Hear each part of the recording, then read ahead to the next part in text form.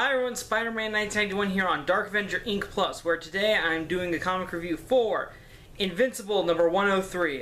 This issue I bought digitally, so that's why I'm showing it on my iPad. Okay, anyways, the issue opens up with we see a guy jogging on the street, heading to a house, and once he gets to his porch, we notice that it's Angstrom Levy. So Angstrom enters his house. We see all his little flying drones that he has, and and one day when he picks up the paper, he notices that they made an announcement that Invincible is in fact alive. Which, once he sees it, he does the whole taking a sip of coffee, then spitting it out in shock.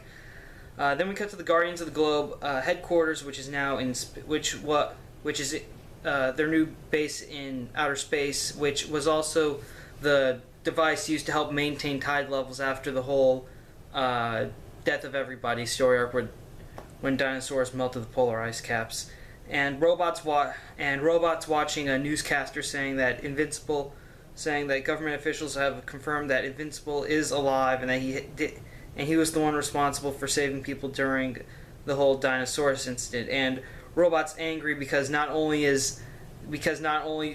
mainly because Cecil let Invincible get away with it, but also and that Invincible is working with Cecil, but also that apparently Invincible is getting credit for defeating Dinosaurus. And of course, Robot has issues with Invincible getting away with it just because he's able to work out a deal with Cecil. Then we cut to the Grayson home with Mark and Eve talking about when they're gonna tell people that they're engaged, and also when they might mention that when Eve is pregnant. Then Eve, when she looks at her engagement ring, she realizes that she used her powers to create the ring and that she may have hurt the baby. So fortunately, they call Sherry their sort of superhero baby doctor, and she says that the baby's fine, but if Eve continues using her powers, then it is possible she could severely damage the kid, because her powers do depend on the nutrients she absorbs. So she could either cut off food to the kid, or her powers could feed off the baby itself, which really puts a shock on Mark and Eve's face. Then we cut to Nolan talking to the former leader of the Viltrumite Empire, Thrag, who's saying that you should just kill me now, because eventually all the Viltrumites are going to turn on you. But Nolan says no, the old ways are dying, and I'm going to change things.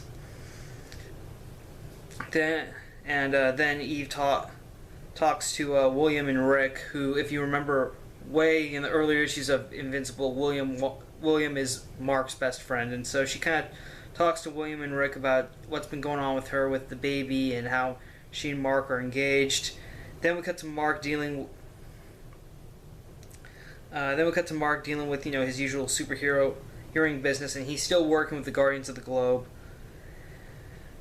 And we do get to see Eve adjusting to life without her powers. Hence, she can't fly anymore, so she's stuck driving everywhere, and she's dealing with traffic for the first time in years, which is kind of funny. But when she gets home, she suddenly sees that Angstrom Levy is there, and Levy starts attacking Eve, and of course Eve isn't doing anything because she can't use her powers, which Angstrom is just assuming that now Eve doesn't have any left. But fortunately, Mark comes home just in time. But right when he comes through, Angstrom Levy uses his usual alternate reality portal creating powers, which again, Angstrom Levy, he has this ability to somehow create portals that let him venture into other versions of reality. And in fact, in his first appearance, in the first real major threat story arc he was a part of, when he first invaded Mark's home, he actually sent Mark to the Marvel Universe, and for a while Invincible teamed up with Spider-Man for one issue of Marvel Team Up. Then he got sent back to his usual universe before getting sent back to his usual universe, which is funny. But anyways, back to the issue. Levy pretty much sends Mark back to the whole wasteland, alternate reality that was a wasteland, and it's also where they sent some of the other alternate evil Invincibles that Levy brought back to help kill Mark, and when he gets back, he notices that there's one alternate Invincible that's alive, but apparently he's turned into a cannibal, as you can sort of see here. Not well, but yeah, you can kind of see there. Sorry for the gross picture, and that's where the issue ends, right there. Okay, all I can say is, well, Angstrom Levy's back. That's a good reason to pick this up. If you read Invincible in kind of the beginning, and you know who Angstrom Levy is, and you've read his other appearances, I would definitely recommend you start reading at this point. Obviously he's back. He's now going to try to get revenge on Mark again. This time, though, Mark sees another version of himself that's apparently turned into a cannibal, which obviously was the need to survive, seeing as how that's a complete wasteland. But that last page was really, really intense, if you ask me. Like, wow, wow. That's all I'm saying about it. I seriously cannot wait to see how Mark's going to try to figure. The last time Mark was trapped in that particular reality, the only way he got back was a future version of the Guardians of the future version of the Guardians of the Globe told him that came and found him and then sent him back to his present timeline in usual reality. And in this case, for Mark, however, in this case, we don't exactly know how for sure Mark's going to get back, and hopefully he does get back soon. Otherwise, Eve's in serious trouble, and so's the baby. Nevertheless, also the whole Eve not using her powers thing, obviously that's difficult because she's always been a superhero. She's been a superhero almost as long as Mark.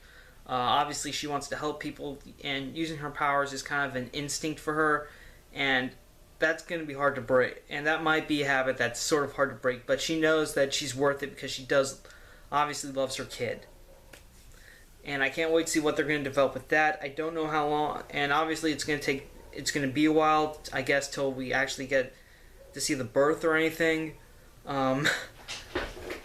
But yeah, that's also a great element that's very nice for this series. Everything really did change after after the events of 100 now, and we are getting a little more development with Nolan being the leader of the Viltrumite Empire too.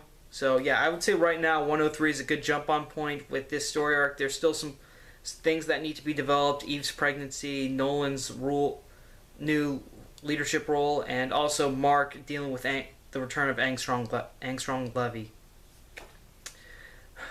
Nevertheless, if you love Invincible, pick it up. If you aren't reading this, I would say right now, good chance to start, because this really is the only Image title I get, and it's just incredibly awesome, and I would highly recommend it to anyone.